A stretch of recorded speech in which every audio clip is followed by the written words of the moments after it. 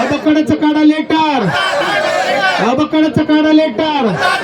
अनुसूचित जाती आरक्षण वर्गीकरण झालंच पाहिजे, अनुसूचित जाती आरक्षण वर्गीकरण झालंच पाहिजे. न्यायमूर्ती आनंद बद्दल समितीचा अहवाल स्वीकारलाच पाहिजे, न्यायमूर्ती आनंद बद्दल समितीचा अहवाल स्वीकारलाच पाहिजे. अबकडाचं काढा लेटर, अबकडाचं काढा लेटर, अबकडाचं काढा लेटर.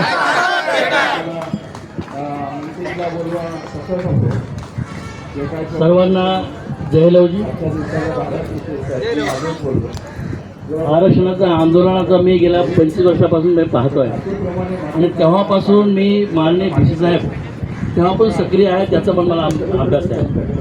त्या अनुसूचित जाती आरक्षण वर्गीकरणाच्या संदर्भामध्ये सर्वोच्च न्यायालयाने वर्गीकरणाचा निकाल देण्याच्या संदर्भामध्ये जवळपास आज 2 वर्ष उलटले आहेत.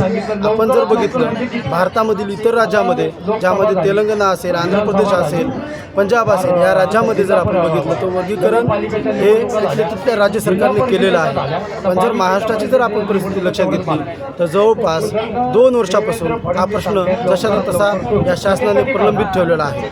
एकीकडे ही बाजू असताना दुसरीकडे शासन धडाक्यामध्ये इथली शासन भरती, नोकर भरती राबवत आहे. आणि हे जर असंच चालू झालं तर जे मातंग समाजातील युवक आहेत, जे आज कित्येक वर्षाच्या नंतर शिकायची त्यांची पहिली पिढी आहे आणि ते जर या नोकर भरतीमध्ये लागले नसेल तर मातंग समाजाच्या पहिल्या शैक्षणिक पिढीचं खूप मोठं नुकसान होणार आहे. आणि तीच मागणी घेऊन आज आम्ही आझाद मैदानावर आलेलो आहोत, खेटर मोर्चा घेऊन.